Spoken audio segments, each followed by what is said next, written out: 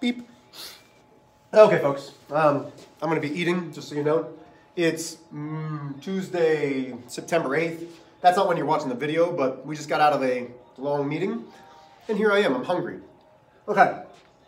Solving inequalities. Let's talk about stuff that I don't care that you know. Exercise 1, guess what? I don't care that you know exercise 1. It would help if I turn this on. Let's try again. No, maybe? There we go. Maybe? What's going on here? Okay. Here we go. So, what do I want you to know? I want you to know how to solve an inequality, write it in what's called set notation, and how to graph it on an underline. So, we still start with a balance point, even though inequalities aren't always balanced. The way I would read this is 5q, or 5 multiplied by q plus 10, is greater than 20. I solve it like an equation. I subtract 10 from both sides. That leaves me 5q is greater than 10. I divide by 5. The way that I would say this in words is q is greater than 2. What does this actually mean? This means that any solution that's 2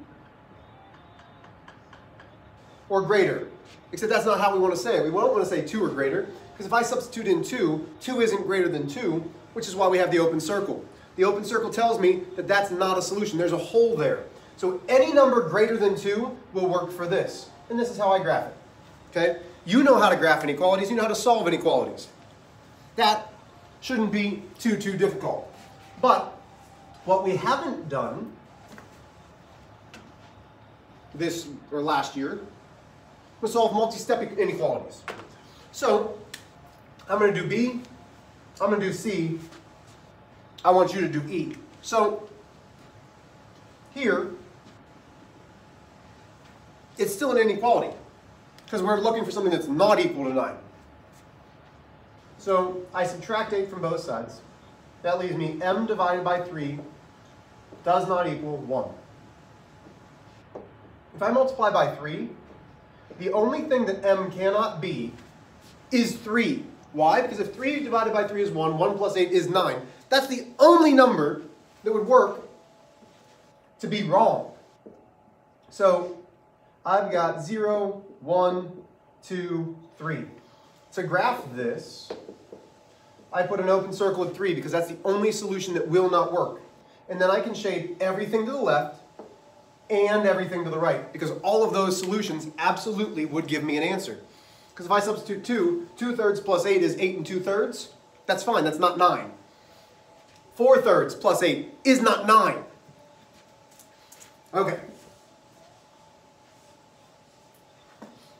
So this guy. Let's talk honestly. When we have inequalities, I want the variable on the left-hand side. So I'm going to move the 7y by subtracting 7y. This works out well for me because it's a smaller variable. That leaves me with 1y, or just y, plus 4 is less than -2. I subtract 4 from both sides. Y is less than -6. This right here is called set notation.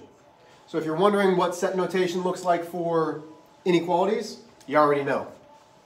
Graphically, the reason that I want my variable on the left-hand side is that's where I'm going to be able to point this. So here's -6. Again, it's an open circle because we're not including -6 as a solution.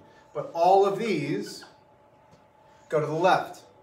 I want you to do letter E on your own. You're doing letter E on your own. So pause me, do letter E. Now that you're back, you should have x is greater than 4. If you do not have that, you should raise your hand during class and ask that question. Okay, so when I say, hey, who has questions on the videos? That's your time to ask. I'm not doing it right now. Okay, so in years past, teachers have probably told you, listen, if you're in an inequality, don't care, don't care, don't care, still don't care. Ah, I do care. I want to solve for q. Okay, so this is a literal equation. We're trying to get q by itself. Well, we have a couple different options. We could really divide by -1, but just wait. I want you to understand why in years past teachers have said, hey, listen, if you multiply or divide by a negative in an inequality, that sign gets flipped. So in this case, I'm going to add q to both sides. So now I have 0 because negative q plus q is 0. That's the additive inverse. Is greater than or equal to q minus 7. Well, now I need to get 7 away from the q, so I add 7. That leaves me 7 is greater than or equal to q. Now my question to you is my variable on the left-hand side? And you would say, no, Mr. H, stop asking stupid questions, it's on the right-hand side. So that means this and this flip-flop, so q, 7, but the inequality sign also has to flip-flop. So it leaves me q is less than or equal to -7, or equal to 7. Well, this is why teachers have said in years past, hey, if you have a negative and you know you have to divide, I'm dividing by -1. Rather than showing all of this work, we say you divided by a negative, therefore you flip the inequality. Oh my gosh, you get the same thing. So could you work it out and show all of those steps to why it gets flipped? Absolutely. Or you can understand that, hey, if I multiply or divide by a negative, I have to reverse the inequality sign. And that's the word that I should be using, is reverse, not flipped.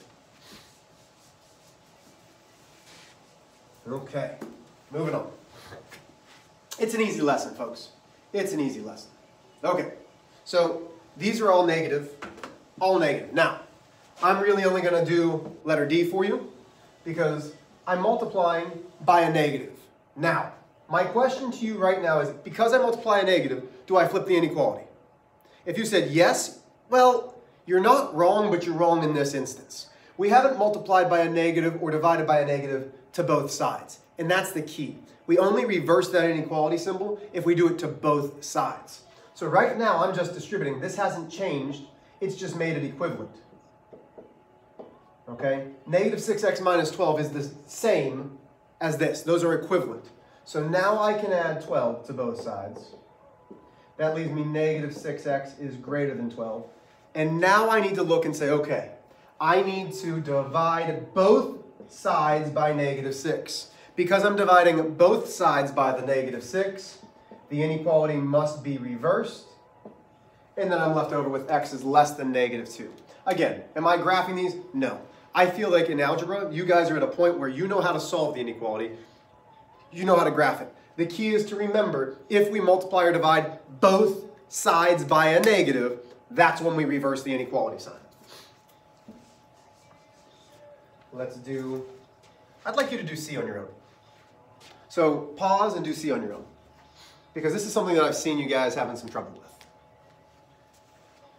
So if we do C on our own, we have to subtract 6 from both sides. Why, Mr. H? Because the additive inverse of 6 is a plus a -6. This is 0. All of -a comes down, and that's the trouble. That gives me 9. If I have a -a, that really is telling me there is a -1a. So I have to divide both sides by -1. Why? A negative divided by a negative is positive. 1 divided by 1 is really the multiplicative inverse, which leaves me with positive a. This is -9. Because I divided both sides by that negative, the inequality gets reversed. Hopefully you have that answer. And here's the keys. Recall the properties of inequalities. If you add the same thing to both sides or you subtract the same thing from both sides, it does not change the inequality. But if you multiply or divide by that negative, it will reverse the inequality. Those are key rules, and I think that takes us to the end of the lesson. Let's make sure. I'm pretty happy with it. You should be as well. We'll do some practice problems when we're together, and I'll test the limits of your knowledge. Video done.